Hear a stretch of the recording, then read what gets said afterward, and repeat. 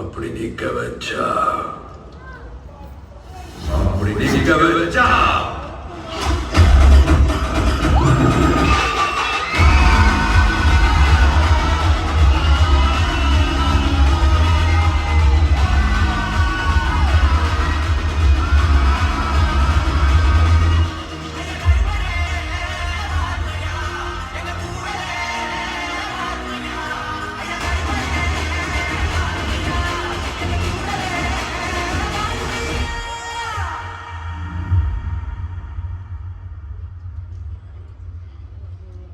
இந்த கேஸை நான் சோமோட்டோவா எடுத்திருக்கேன்.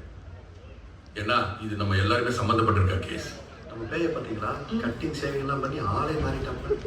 கொடூரமா கொலை செய்யறவனுக்கு கிடைக்கிற அதிகபட்ச தண்டனை 2 ஆயுள் 28 வருஷம் தான். ஆனா தான் உயிரோட இருக்கேன்னு சொல்ல வந்தவருக்கு 30 வருஷமா இந்த கோர்ட்டை ஜெயிலாக்கி தண்டனை கொடுத்து வச்சிருக்கோம். நம்ம கண்ணு முன்னாடி இருந்த ஒரு மனுஷனை பேயா பார்க்காம மனுஷனை பார்த்திருந்தா அவருக்கு இந்த நீதி எப்பயோ கிடைச்சிருக்கும். நீங்க வந்து இத்தனை வருஷத்துல நீங்க தோக்கல, ஒரு ஜுடிஷியல் கம்யூனிட்டியா நாங்க தான் தோத்துருக்கோம். அதை திருத்திக்கிறதுக்கு எங்களுக்கு ஒரு பயம். இனிமேல் நீங்க பேய் இல்லை, இவர் பேர் சண்முகம். Sorry mister Shanmugam.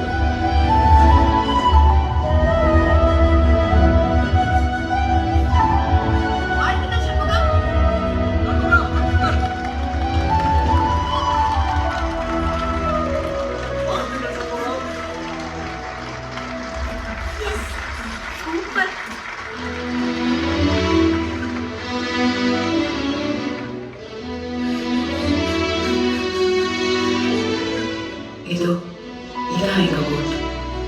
அவரோட கண்ணை பாருங்க. தனக்கு நீதி கிடைச்சிருச்சுன்ற நிம்மதி, தான் ஜெயிச்சிட்டோன்ற பெருமிதம், எதிர்காலத்தை பத்தின நம்பிக்கை, இந்த எல்லா உணர்வையும் பணம், பதவி, படிப்பு எதுவுமே இல்லாதவங்களுக்கும் சமமா தரக்கூடிய ஒரே இடம் இந்த கோர்ட்.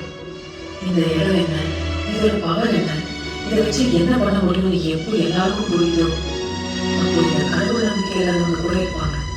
ஆனா கோர்ட்டு மேல நம்பிக்கை இல்லாம ஒருத்தர் இருக்க மாட்டாங்க.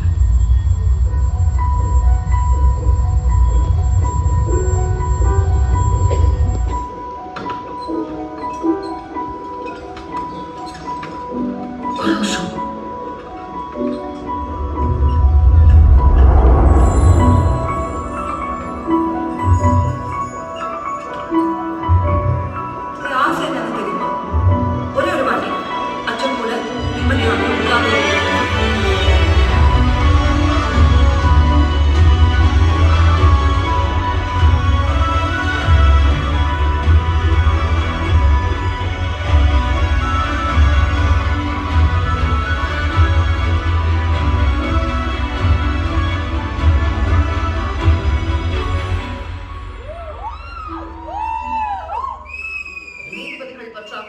லட்சக்கணக்கான வழக்குகள் நிலுவையில் இருப்பது, நவீனமயமாக்குதல் போன்ற பல்வேறு நீதித்துறையின் கோரிக்கைகளை பரிசீலிக்க தமிழக சட்டமன்றம் இன்று கூடுகிறது.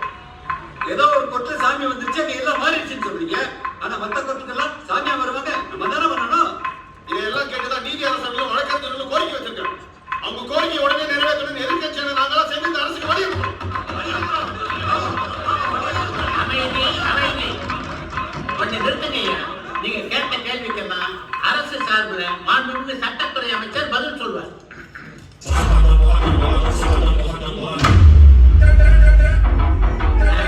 மன்னிக்கவும், இதற்கான பதிலை கழகத்தின் மூச்சு, ஏழைகளின் தாட்சி, மத்திய பிலிப் வாட்சி, விலையில்லா காட்சி, நம்முடைய தமிழகத்தின் நிரந்தர முதல்வர் டாக்டர் உசிலம்பட்டி கருப்பையா காந்தி.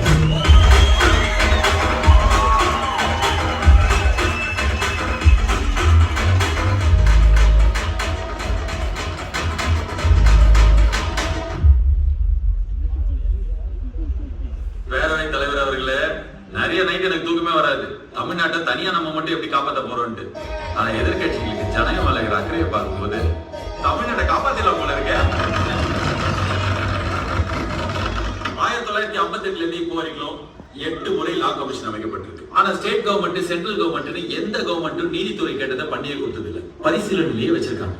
ஏன் குட்கா இருந்தது, கிட்னி தின்னது, போராட்டத்தை சுட்டது, லாக்கப்ல சேர்த்ததுன்னு இங்க இருக்கிற நம்ம ஆளுங்க 234 பேர்ல 170 பேர் மேல கேஸ் இருக்கு. அவங்க கேட்கறதெல்லாம் கொடுத்துட்டா நம்ம இது உள்ள இருக்க முடியாது. உள்ளதான் இருக்கும். நீதித்துறைய கேஸ் ஃபைல்குள்ளேயே முழுகடிச்சு திணற பிரச்சனையிலேயே வச்சுக்கணும். அப்பதான் நம்மள வந்து நோண்ட மாட்டாங்க. பொதுமக்கள் தான் முக்கியமா இல்ல நம்ம பவர்ல இருக்கிறது முக்கியமா? சோ நீதித்துறை கேட்கறத நிறைவேற்றலாமா வேணாமான்னு ஒரு ஓட்டெடுப்பு நடத்தலாமா பேரவைத் தலைவரை?